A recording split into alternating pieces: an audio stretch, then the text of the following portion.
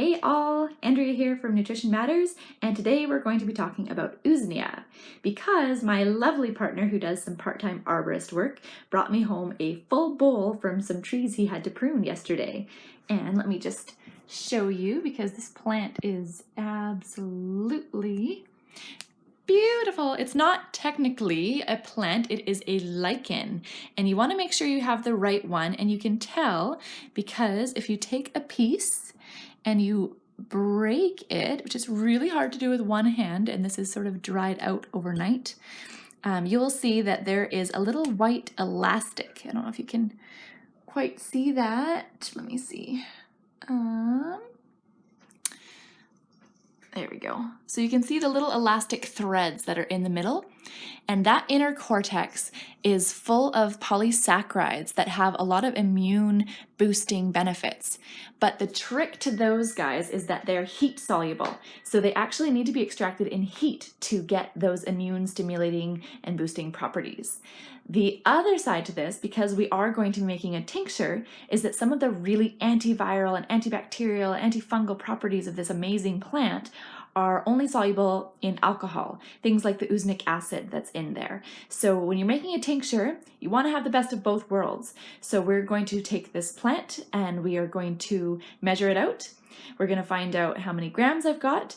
I had 83 last night. I have 77 now because it's starting to dry out, but that's okay. That just means less water content.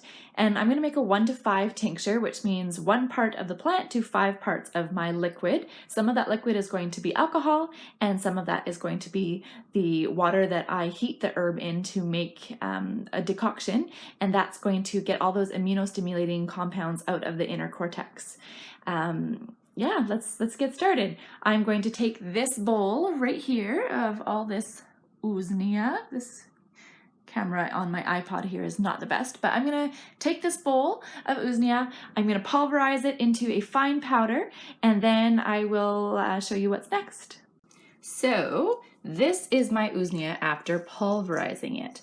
It is not easy to powderize this herb, but we do have a whole bunch of powder.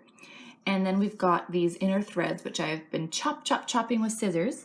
I'm going to get them a little bit smaller, and then I'm going to get them into this pot and put the water in and get them decocting on very low heat on my stove for 48 hours. And this method is thanks to Stephen Herod Buhner and Ryan Drum, and they are well-known herbalists, especially Stephen Buhner when it comes to antibiotics. And that is essentially what we're making, is an herbal antibiotic right now. So I will get this going and we'll check in again. I measured this again after getting it out of the grinders. I had 75 grams, so I've lost 2 grams inside the machine and in dust. So with 75 grams, that's going to be 375 mils of liquid.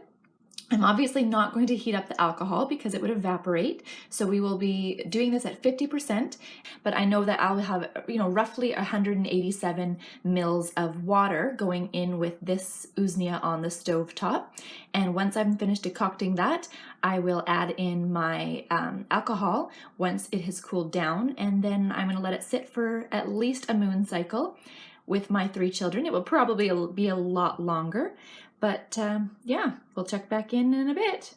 So medicine making just got a little harder because my toddler has joined me. This is Elijah. What are we making today, Elijah?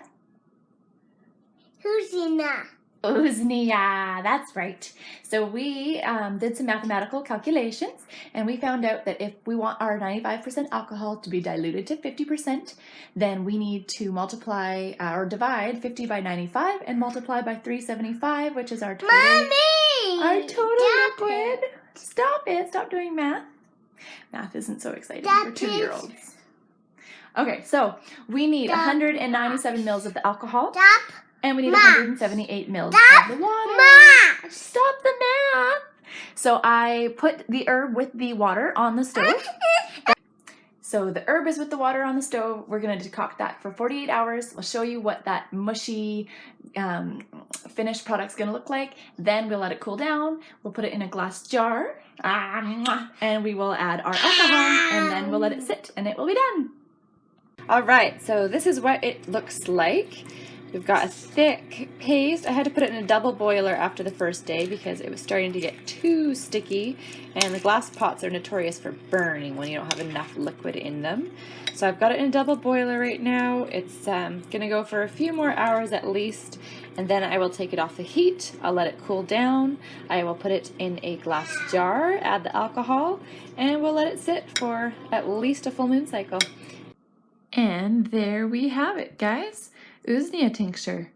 Make sure whenever you make a tincture that you're labeling the date, what it is, where you harvested it, where the moon was, if that's applicable, everything you can, the percentage of alcohol, what the ratio was, you want that on your label because, like me, if you don't put a label on and a few months go by, you might not remember what is in that jar if you have rows and rows of other jars around.